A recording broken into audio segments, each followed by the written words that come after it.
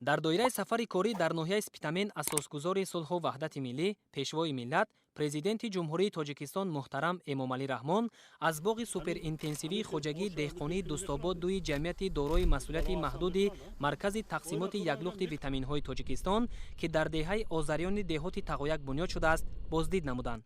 боғи навбунёди суперинтенсивӣ дар масоҳати 5 гектар бунёд гардидааст, ки таҷрибаи нахустин дар Тоҷикистон мебошад.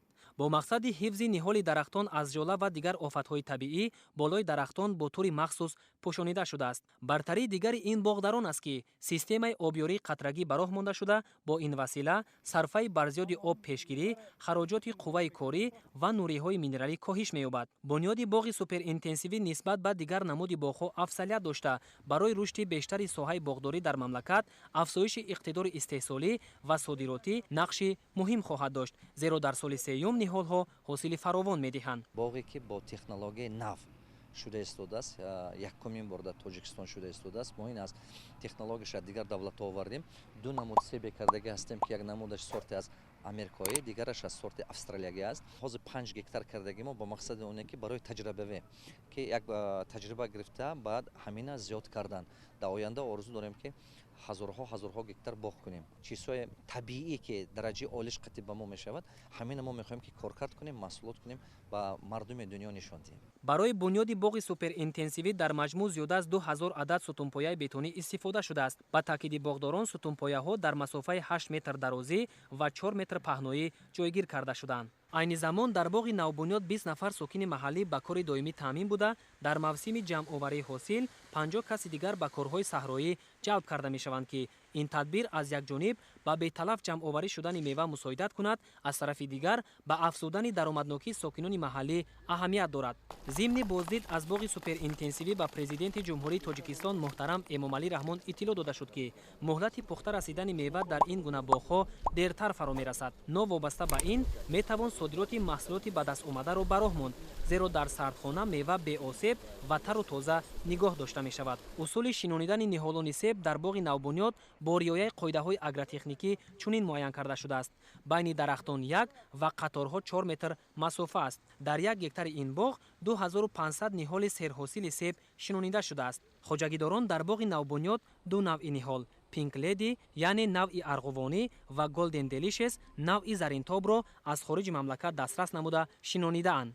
аҳамияти худи боғи суперинтенсивӣ нисбат ба боғҳои муқаррарӣ мо дар он аст, ки бо серҳосилӣ ба ҳосил тез даромадан фарқ мекунад ва аз майдони кам ҳосили зиёд гирифтанро ба мо имконият медиҳад.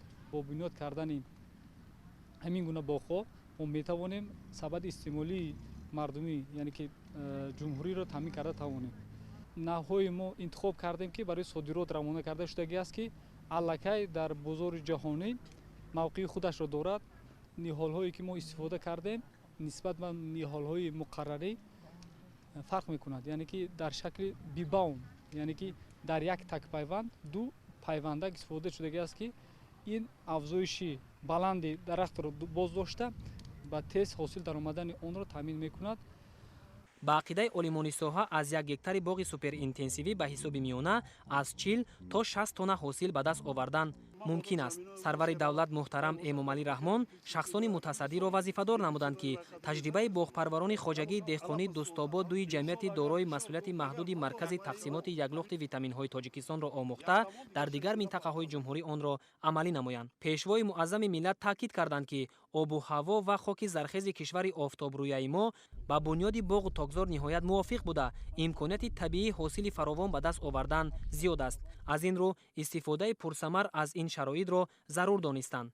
ҳоло нашъунамои ниҳоли дарахтон мӯътадил буда, хоҷагидорон нақша доранд, ки замини боғро васеъ намоянд. президенти ҷумҳурии Тоҷикистон муҳтарам Эмомалӣ Раҳмон зимни суҳбат бо аҳли заҳмат боғпарвариро яке аз соҳаҳои асосии комплекси агросаноатии ҷумҳурии Тоҷикистон арзёбӣ намуда, таъкид доштанд, ки рушди соҳа дар таъмини амнияти озуқаворӣ, ғанӣ гардидани сабади истеъмолӣ, дастрасии корхонаҳои коркард бо ашёи хом, афзун гардидани имконияти содиротии мамлакат ва бо кори доимӣ таъмин намудани аҳолӣ нақши муҳим дорад.